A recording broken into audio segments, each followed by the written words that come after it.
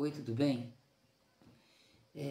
Depois que Jesus ressuscitou e subiu ao Pai, a igreja primitiva começou a igreja primitiva, com seus apóstolos, e muitas pessoas que não creram em Jesus passaram a crer em Jesus. E a igreja ela foi crescendo e se formando, e foi chegando mais gente. E muitas pessoas que foi chegando, algumas pessoas foi se destacando. Entre elas, o apóstolo Paulo, o apóstolo Pedro, o Estevãos. Muitas pessoas foi destacando, um Apolo.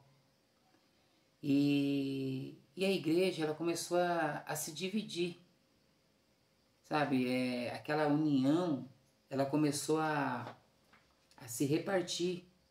Um começou a falar, eu sou de Pedro. Outros começou a falar, eu sou de Apolo. Outros falaram, eu sou de Jesus. Os irmãos começaram a se dividirem entre si. Você lembra que o Senhor Jesus falou que uma casa dividida ela não vai resistir? Que um reino dividido ele não consegue resistir? E a igreja do Senhor começou a se dividir por causa de homens, por causa de ministérios de homens. Então o apóstolo Paulo se levanta e ele começa a tratar sobre esse assunto que está dividindo a igreja. Ele começa a explicar como que funciona. E por que é importante a gente ler esse texto? Porque hoje a igreja não está dividida entre católicos, evangélicos, pessoas que são adventistas, pessoas que são calvinistas, pessoas que não são calvinistas, pessoas que acreditam na predestinação, irmãos que não acreditam na predestinação, irmãos que guardam sábados, irmãos que não guardam sábado, irmãos que são católicos e acreditam em santos intercessores, irmãos que não acreditam nisso, que acreditam que é só Jesus. Então, a igreja está dividida. A única diferença é que antigamente as pessoas falavam, em vez de falar, eu sou católico, eu sou evangélico, a pessoa falava, eu sou de Paulo, eu sou de Pedro. E é isso que eu gostaria de tratar com você que tem o interesse de refletir comigo nesse assunto. Olha só como o apóstolo Paulo trata as pessoas que se dividem assim e se orgulha de ser de alguém assim. Ele começa dizendo, na verdade, meus irmãos, eu não pude falar com vocês como costumo fazer, como pessoas espirituais. Eu preciso falar com vocês como vocês fossem pessoas carnais desse mundo, como se vocês fossem criança na fé. Eu tive alimentar vocês com leite, não com comida forte, pois vocês não estão prontos para isso. E ainda não estão prontos porque vocês vivem como se fossem pessoas deste mundo. O que o apóstolo Paulo está falando? Olha, eu não posso falar com vocês como eu costumo fazer.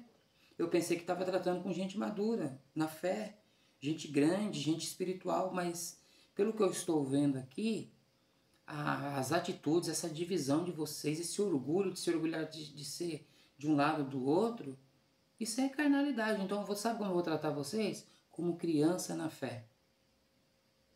Vocês não estão prontos para comer uma comida forte. Vocês não estão prontos para falar do terceiro céu, para me falar com coisas espirituais. Vocês ainda estão igual as pessoas desse mundo. Como que as pessoas desse mundo é? Eu sou Palmeiras, eu sou Corinthians, trazendo para o nosso tempo. Não é assim? Eu sou Flamengo, eu sou Vasco. As pessoas se dividem. E então ele aumenta o tom e começa a conversar com a igreja. Porque vivem como se fossem pessoas deste mundo. Quando existe ciumeiras e briga entre vós, será que isso não prova que vocês são pessoas deste mundo e fazem o que todos fazem? Ou seja, ele está falando assim, olha, da forma que vocês estão se dividindo, qual a diferença que vocês estão fazendo com as pessoas do mundo? Ele se divide aí também. Entre brancos e negros, entre ricos e pobres. Ele se divide. Vocês estão parecendo as pessoas do mundo. Qual a diferença que vocês estão fazendo na sociedade pensando assim? Jesus não falou para você que a gente tem que fazer a diferença nesse mundo sendo sal e sendo luz? Quando alguém diz, eu sou de Paulo e outro eu sou de Apolo, será que assim não está agindo como pessoas deste mundo? Ou, quando alguém diz, eu sou católico, não, eu sou evangélico, eu sou assembleano, eu sou adventista, eu sou calvinista, será que a gente não está agindo como pessoas desse mundo? Afinal de contas, quem é Apolo? Quem é Paulo? Quem é a igreja católica? Quem é a igreja evangélica? Somos somente servidores de Deus. Ministros de Deus. Quem é a igreja evangélica? Quem é a igreja católica? São apenas ministérios de Deus, que Deus levantou.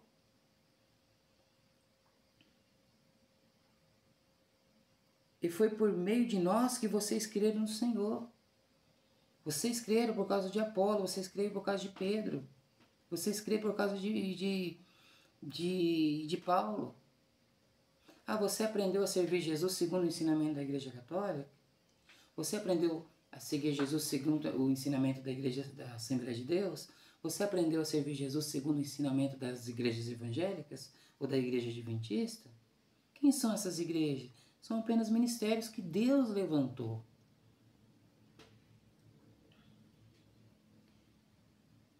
Cada um de nós fazemos o trabalho que o Senhor nos deu para fazer. Eu plantei, o Apolo regou a planta, mas foi Deus quem faz, mas é Deus quem faz crescer. De modo que não importa nem o que planta, nem o que rega. O importante sim é Deus que dá o crescimento, pois não existe diferença entre a pessoa que planta e a pessoa que rega. Deus dará recompensa de acordo com o trabalho de cada um que for feito.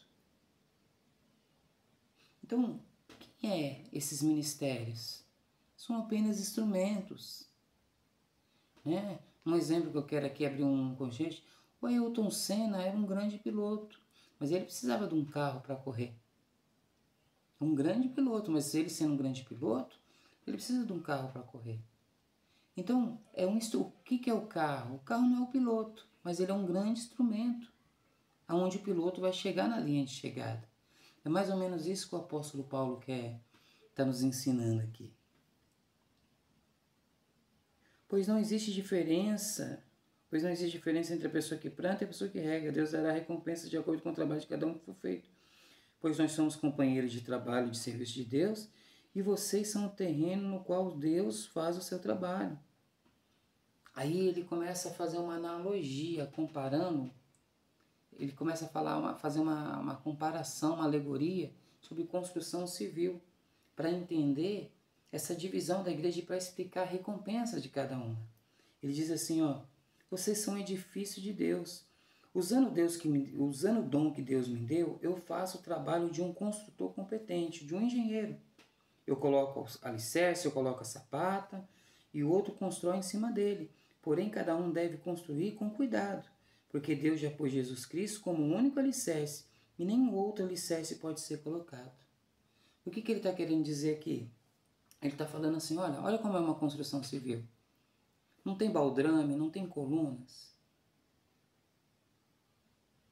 O alicerce, as colunas, o baldrame, aquela cinta lá de concreto ali, antes de você começar a levantar os blocos, aquilo ali é o alicerce. Você não pode pôr outro alicerce a não ser Jesus Cristo. Ali não pode ser o Buda. Ali não pode ser Maomé. Tem que ser Jesus Cristo, é isso que ele está querendo dizer. Mas toma cuidado para você não construir sem esse alicerce. Aí ele começa. Alguns usam ouro, ou prata, ou pedras preciosas para construir em cima do alicerce.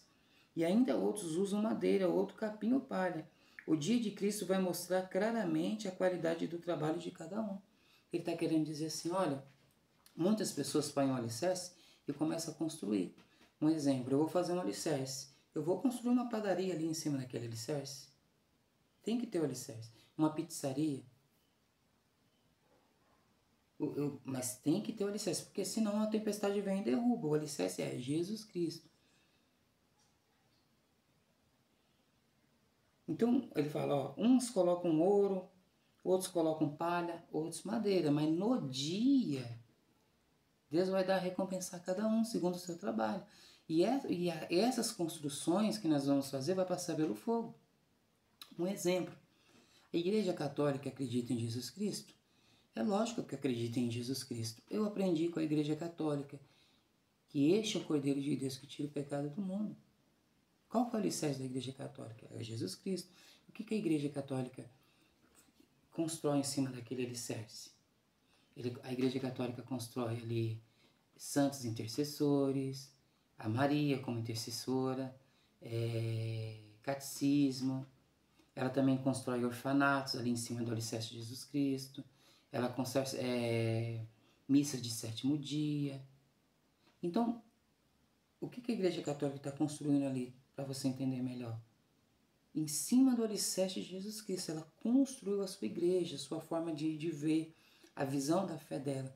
A palavra de Deus diz que naquele dia essas coisas vão passar pelo fogo. Aí a gente vai ver se a obra de ouro passa pelo fogo, palha passa pelo fogo, madeira passa pelo fogo. Se for de palha e de madeira vai queimar, mas se for de ouro mesmo, vai sobreviver naquele dia, vai ser recompensada essa obra que fez em cima de Jesus Cristo. A Igreja Assembleia de Deus acredita em Jesus Cristo? É lógico. É a Igreja do Senhor. O que a Igreja Assembleia de Deus constrói em cima desse alicerce chamado Jesus Cristo? Constrói dons do Espírito Santo, alguns usos e costumes. Tem a Assembleia de Deus que tem muitos usos e costumes. Usar terno e gravata, batiza só depois de casado, dons espirituais, revelações, presidente, administração, construir templos, né? Para Deus é o melhor, congressos, essas coisas, né? Departamento de homens, departamento de mulheres, essas coisas que é da cultura da igreja, é construído em cima do alicerce chamado Jesus Cristo. O Universal acredita em Jesus Cristo? É lógico que acredita, passa lá e vai estar escrito Jesus Cristo é o Senhor. E o que a Igreja Universal constrói em cima desse alicerce chamado Jesus Cristo? Que um filho de Deus tem que ficar rico, não pode ser pobre, não pode passar necessidade, se nós somos filhos de Deus. Tem que prosperar. E passar no Vale do Sal Grosso, a Fogueira Santa. Naquele dia o Senhor vai ver se essas obras que ele fez em cima do alicerce de Jesus Cristo vai passar pelo fogo. A Igreja Adventista acredita em Jesus Cristo? É lógico que acredita que Jesus Cristo é o Senhor. O que eles colocam ali em cima desse alicerce? As obras do Ellen White, guarda do sábado, alimentos impuros. Naquele dia vai se declarar se vai passar pelo fogo ou não. A congregação acredita em Jesus Cristo? É lógico que acredita. O que eles colocam em cima desse alicerce? Fel, não tem dízimo, dons espirituais. Naquele dia vai ser... Estou falando aqui rápido para o vídeo não ficar muito longo, mas tem muitas outras coisas. Então, o que eu estou querendo dizer?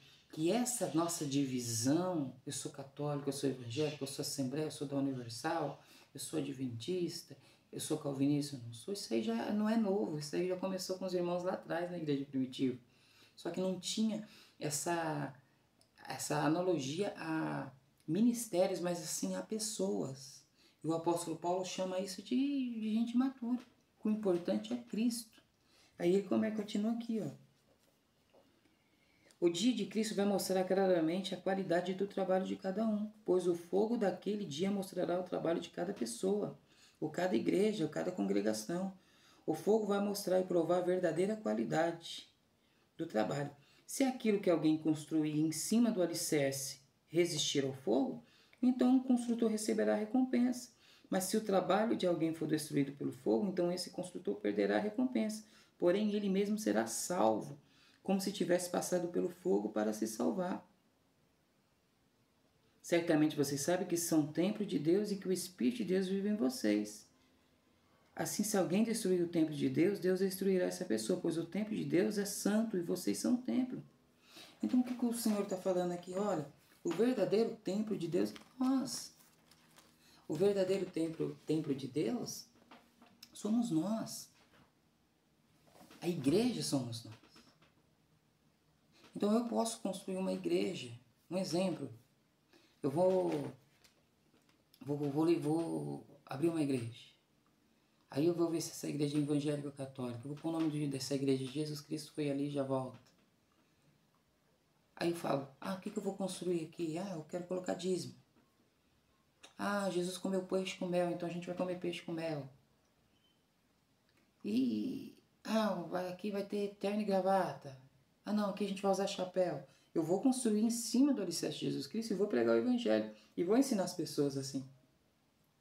Isso que eu construí como construtor, como semeador ali na igreja, como alguém que está trabalhando para Jesus Cristo, essas coisas vai ser naquele dia, vai passar pelo fogo.